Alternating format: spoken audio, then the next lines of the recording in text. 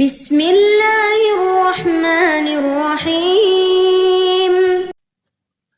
السلام علیکم دوستو، آج کی اس ویڈیو میں ہم بات کریں گے حضرت خضر علیہ السلام کے بارے میں۔ حضرت ابو ہریرہ بیان فرماتے ہیں کہ رسول اللہ صلی اللہ علیہ وآلہ وسلم نے فرمایا کہ آپ کا نام خضر اس لیے ہے کہ جب آپ فلوہ بیضا یعنی سفید زمین پر بیٹھتے تو نیچے سے سبزہ لہلہانے لگتا۔ اس ویڈیو میں ہم حضرت خضر علیہ السلام کے ایک واقعے کے بارے میں بیان کرتے ہیں۔ کہا جاتا ہے کہ حضرت خضر علیہ السلام اور الیاس علیہ السلام دونوں بھائی تھے اور ان کے والد بادشاہ تھے، اور ان کے والد اپنے بیٹوں سے بہت زیادہ پیار کرتے تھے۔ ایک دن حضرت الیاس علیہ السلام نے اپنے والد سے کہا کہ میرا بھائی خضر بادشاہت میں کوئی رغبت نہیں رکھتا، اگر آپ اس کی شادی کر دیں تو ممکن ہے کہ اس کی اولاد میں سے کوئی بادشاہت کے لائق ہو۔ باپ نے ان کی شادی ایک خوبصورت اور کماری لڑکی سے کر دی۔ خضر علیہ السلام نے فرمایا کہ مجھے عورتوں کی خواہش نہیں ہے، اگر تو چاہتی ہے تو میں تجھے طلاق دے دیتا ہوں، اور اگر تو میرے پاس رہ کر اللہ کی عبادت کرنا چاہتی ہے تو بھی ٹھیک ہے، پھر میرے پاس رہ جا اور میرا راز فاش نہ کرنا۔ اس نے آپ کے پاس ٹھہرنا پسند کیا اور 1 سال تک آپ کے پاس رہی۔ 1 سال گزرنے کے بعد بادشاہ نے لڑکی کو بلایا اور کہا کہ تو بھی جوان ہے اور میرا بیٹا بھی جوان ہے، تو تمہاری اولاد کیوں نہیں ہوئی؟ اس نے کہا کہ اولاد اللہ کے اختیار میں ہے، وہ چاہے تو ہوتی ہے، وہ نہ چاہے تو نہیں ہوتی۔ تو آپ کو باپ نے حکم دیا کہ اس کو طلاق دے دو۔ آپ نے اس کو طلاق دے دی۔ پھر آپ کے باپ نے آپ کی شادی ایک اور عورت سے کر دی، اور وہ بیوہ تھی۔ جو وہ اس کے پاس خلوت میں گئی تو اس کو بھی وہی بات حضرت خضر علیہ السلام نے کہہ دی جو پہلے اپنی بیوی کو بتائی تھی، تو وہ آپ کے پاس ٹھہرنے کے لیے تیار ہو گئی۔ اب جب شادی کو 1 سال گزر گیا تو بادشاہ نے آپ کی اس دوسری بیوی سے بھی اولاد نہ ہونے کے متعلق پوچھا، تو اس عورت نے کہا کہ آپ کے بیٹے کو عورتوں کی خواہش نہیں ہے۔ تو اب بادشاہ نے خضر علیہ السلام کو طلب کیا، تو حضرت خضر علیہ السلام بھاگ کھڑے ہوئے۔ تو بادشاہ نے لوگوں کو حضرت خضر علیہ السلام کے پیچھے روانہ کیا، مگر وہ ان کے ہاتھ نہ آ سکے۔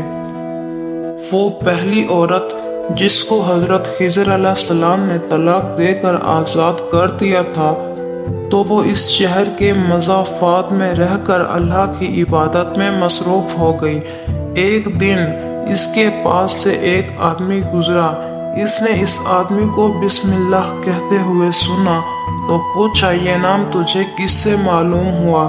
اس نے کہا کہ میں خضر کے ساتھیوں میں سے ہوں۔ اس عورت نے اس آدمی سے شادی کر لی اور اس کے بچے بھی پیدا ہوئے۔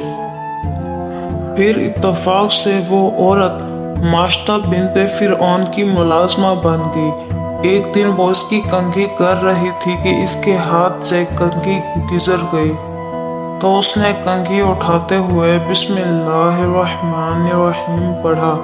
فرعون کی بیٹی نے کہا کیا میرے والد؟ اس نے کہا کہ میرا، تیرا اور تیرے والد کا رب اللہ تعالیٰ ہے۔ فرعون کی بیٹی نے اس بات کی اطلاع اپنے والد کو دے دی، تو اس نے تانبے کو آگ میں پگھلانے کا حکم دیا۔ جب اسے اچھی طرح گرم کر لیا گیا تو فرعون نے اس عورت کو اس آگ میں ڈال دینے کا حکم دیا۔ عورت اسے دیکھ کر لرزی، کپ کپائی اور پیچھے کو ہٹی۔ اس کے ساتھ ایک چھوٹا سا بچہ تھا۔ وہ بچہ بول پڑا اور اماں سے کہنے لگا اے اماں صبر کر، تو حق پر ہے۔ یہ سن کر اس نے اپنے آپ کو آگ میں ڈال دیا اور فوت ہو گئی۔ علامہ ابن عساکر نے بیان کیا ہے کہ ایک رات حضرت خضر علیہ السلام تشریف لائے اور نبی کریم صلی اللہ علیہ وآلہ وسلم یوں دعا فرما رہے تھے کہ یا اللہ مجھے اس چیز پر مدد اور توفیق دے جو مجھے اس چیز سے بچا لے جس سے تو نے مجھے ڈرایا ہے، یعنی عذاب سے، اور مجھے نیک لوگوں کا وہ شوق نصیب فرما جو تو نے ان کو عنایت کیا ہے۔ تو خضر علیہ السلام نے حضرت انس بن مالک کو رسول اللہ صلی اللہ علیہ وآلہ وسلم کی طرف بھیجا اور سلام و جواب کے بعد خضر علیہ السلام کا پیغام دیا کہ آپ کو دیگر انبیاء پر اس طرح فضیلت حاصل ہے جس طرح ماہ رمضان کو دیگر مہینوں پر فضیلت حاصل ہے، اور آپ صلی اللہ علیہ وآلہ وسلم کی امت کو دیگر امتوں پر اس طرح فضیلت دی گئی ہے جیسے جمعہ مبارک کے دن کو باقی تمام 7 دنوں پر فضیلت دی گئی ہے۔ حضرت امام بقی نے حضرت انس بن مالک رضی اللہ تعالیٰ عنہ سے بیان کیا ہے کہ جب رسول اللہ صلی اللہ علیہ وآلہ وسلم فوت ہوئے اور صحابہ کرام آپ کے ارد گرد اکٹھے ہو کر رونے لگے تو اسی دوران میں ایک شخص داخل ہوا۔ اس کی داڑھی کے بال کچھ سفید اور کچھ سیاہ تھے، وہ موٹے جسم اور خوبصورت چہرے والا تھا، اور وہ گردنوں کو پھلانگتے ہوئے آگے بڑھا اور رونے لگ گیا۔